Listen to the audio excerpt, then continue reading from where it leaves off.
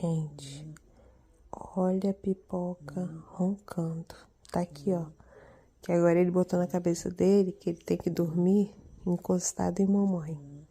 Tá no meio da cama, roncando, ouve.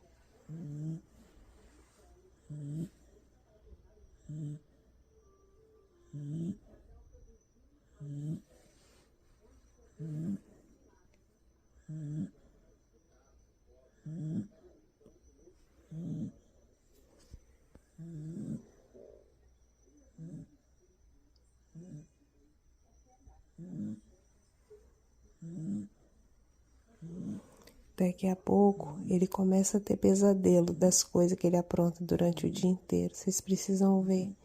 Coisa mais engraçada do mundo, os pesadelos dele. Tá morto de cansado.